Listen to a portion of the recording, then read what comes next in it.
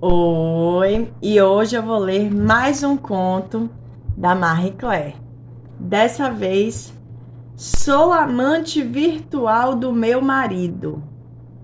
Durante 8 meses, a pedagoga carioca Suzy, de 36 anos, viveu um apimentado romance virtual. Nada demais se o amante não fosse seu marido há 14 anos. Suzy adotou esse papel ao saber que ele tinha um caso virtual. Por e-mail, ela deu um susto na outra e assumiu o apelido dela para falar com o marido. Ele nem imaginava que realiza suas fantasias com a mulher, enquanto Suzy sonha viver ao vivo o que tem descoberto pelo computador.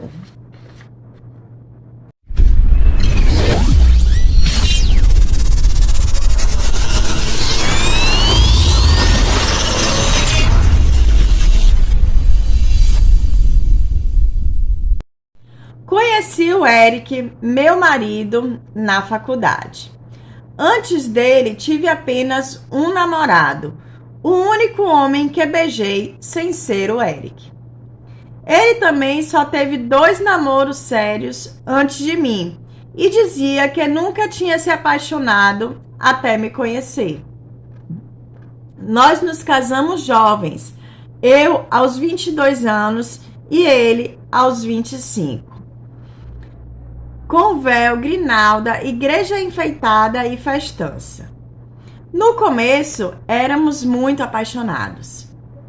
Quase não havia brigas, nem as desculpas esfarrapadas que ele começou a dar depois de um ano. Como ele é advogado, dizia que tinha uma audiência e ia chegar mais tarde. Eu desconfiava que ele tinha casos, mas não investigava com medo da confirmação. Nessa época, tudo fluía bem na cama, embora eu sentisse que ele me poupava de palavras picantes, sacanagens mesmo. Mas, como eu estava apaixonada e ele era meu primeiro homem, acabava aceitando. Depois de 2 anos, tive a minha primeira filha. Aí ele mudou de vez. Me via mais como mãe, não me desejava como antes. Logo, engravidei novamente. Temos 2 meninas, de 10 e 8 anos, super parecidas com o pai. O sexo foi ficando cada vez mais tradicional e eu me acomodei naquele casamento estável. Até que, há 3 anos, eu soube por uma amiga que o Eric havia tido um caso com uma mulher bem mais nova do que eu. Sofri muito, armei a maior briga, ameacei me separar. Ele chorou, disse que estava arrependido e acabei perdoando por ser a primeira traição dele e por nossas filhas. Nessa mesma fase, percebi que ele passava horas madrugada dentro no computador, com a desculpa que estava estudando processos. E passou a sentir um ciúme louco do micro, tanto que só ele sabia a senha. Até as pesquisas da escola da nossa filha, ele queria fazer junto. Quando eu pedia atenção, ele me respondia com patadas. Comecei a desconfiar que ele estava namorando pela internet quando vi, sem querer, que estava numa dessas salas de bate-papo. Notei que ele não saía dos chats e, quando eu me aproximava, fechava a página e fingia estar trabalhando. No final de 2003, com meu 13º salário, comprei uma microcâmera. A ideia era confirmar tudo e ter como provar. Em um sábado, sozinha em casa, instalei a câmera no móvel atrás do computador, de modo que filmasse a tela. Estava tensa, mas me sentia ousada. Assisti a fitas trancadas no meu quarto. pude ver que ele fazia sexo virtual com várias mulheres e mantinha um namoro que não parecia recente com uma delas. O que mais me surpreendeu foi a forma como ele se portava, como se fosse um garanhão. Ele a chamava de cachorra, pilantras, piranhas. Fiquei enciumada, porque até gostaria de ser chamada assim. A amante ainda fazia 1000 declarações de amor a ele. Chorei de raiva e me segurei para não dar um escândalo. Só pensava em como reverter a situação. Depois de um mês, no momento de distração do Eric, consegui ver a senha dele. Entrei no e-mail e li nitidamente toda a correspondência deles, porque nas fitas a visualização não era tão boa. Eles descreviam suas fantasias com palavras chulas. Quase sempre ele era o médico e ela a paciente. Pude ver que ela morava em outra cidade, o que achei ótimo, porque do contrário teriam se encontrado. Na hora, mandei um e-mail xingando a tal amante e mudei a senha dele. Nem sei se ela respondeu. Quando ele chegou e não conseguiu acessar o e-mail, perguntou se eu sabia do que se tratava. Eu disse que tinha mudado a senha para ele não se comunicar mais com aquela cachorra. Disse que se quisesse sexo, amor, tinha uma mulher em casa. Só que ele preferia transar com estranhas no computador. Para variar, ele chorou. Disse que nunca mais faria aquilo, que mulher igual a mim não existia. Ficou envergonhado por eu ter descoberto tudo.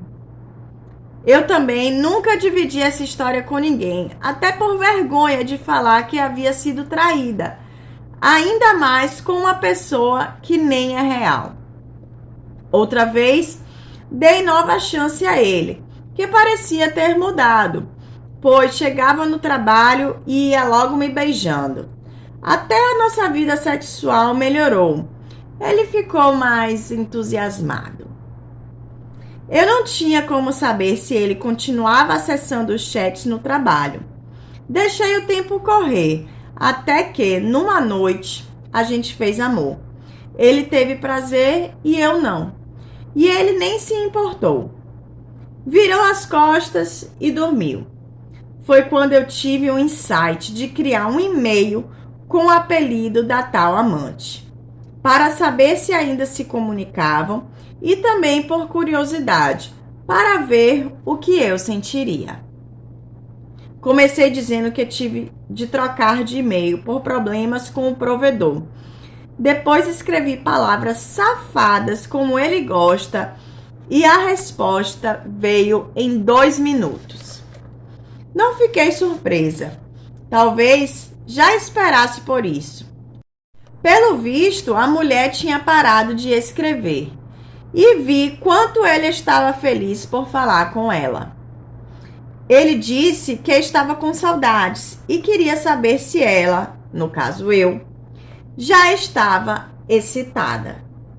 E o pior, contou que havia descoberto tudo e que já estava normalizando a situação. Fiquei tensa, sem saber o que responder, mas escrevi mais bobagens e ele nem desconfiou. Até então, eu só tinha mandado e-mails de trabalho. Nunca me imaginei fazendo sexo através daquela máquina. Mas passamos a nos falar todos os dias e comecei a curtir. A nossa primeira vez virtual foi fantástica. Eu estava em casa sozinha, quase subi pelas paredes. Cheguei até a me tocar, coisa que antes nunca fazia. E só então percebi quanto isso é válido para uma mulher se descobrir. Ao vivo, quem satisfazia mais era ele. Nos e-mails, eu controlava meu prazer, me sentia poderosa. Há 8 meses nos falamos todas as tardes. Como trabalho numa escola onde tenho uma sala só para mim, mando a maior parte dos e-mails do trabalho e tenho de segurar a onda para que ninguém perceba. Fico muito excitada. Às vezes vou ao banheiro para poder me tocar e fico contando as horas para chegar em casa e relaxar. Uma vez vi o Eric lendo em casa um e-mail meu e ri baixinho ao ver a empolgação dele. Eu sempre me faço passar por uma garota de programa e ele adora. Numa das fantasias que se repete, ele é um taxista que me leva à loucura. Ele se diz cheio de tesão e conta vantagens, até sobre o tamanho do pênis. Nessas horas, começo a rir. Eu escrevo tudo o que nunca tinha coragem de dizer, porque ele nunca me deu abertura. A diferença é que, como amante, ele me dá liberdade para eu ser quem quiser. Ao mesmo tempo, o Eric me assusta, porque conta tudo da vida dele, onde trabalha, onde mora, até quanto ganha. Por enquanto, ele não desconfia de nada. Eu também não. Mudei meu comportamento na cama, mesmo querendo. Fico excitada por meio do computador, mas quando estamos juntos, ele faz amor em silêncio. Parece que só tem um corpo ali, que a cabeça e os sentimentos estão em outro lugar. Aí eu travo. Eric jamais imaginaria que sou capaz de viver essas fantasias, embora eu nunca tenha sido fria. Já tentei instigá-lo com lingeries, uma vez pedi para ele me dar uns tapinhas e ele disse que não batia na mãe das filhas dele. Ele só me enxerga nesse papel de sócia do lar. Em 14 anos de casamento, ele nunca me levou a um motel. Tenho até vergonha de admitir isso para minhas amigas e irmã. Elas contam suas aventuras com o marido e sinto uma ponta de inveja. Às vezes fico me martirizando porque queria ter imposto mais os meus desejos para que o Eric me visse como mulher. Mas nunca fui de reclamar por pura insegurança. Tenho medo de perder o Eric. Gosto de dar e receber carinhos, mas ele não me beija ou abraça em público. E sei que não é por vergonha de mim, porque sou magra e conservada para os meus 36 anos. Por incrível que pareça, eu ainda tenho amor pelo Eric, embora as melhores lembranças sejam do tempo do namoro, quando ele me mandava flores, fazia de tudo para me conquistar. De repente, eu me pego pensando que meu casamento talvez seja uma ilusão. Prefiro acreditar que não, então espero que as coisas mudem. Já passou pela minha cabeça trair o Eric também, mas nunca tive a chance concreta e me apavoro com a ideia de ficar com outro homem, mesmo pela internet. Sou tão carente e tenho medo de me envolver sem saber direito com quem. Quanto ao Eric, não sei se sou a única amante virtual.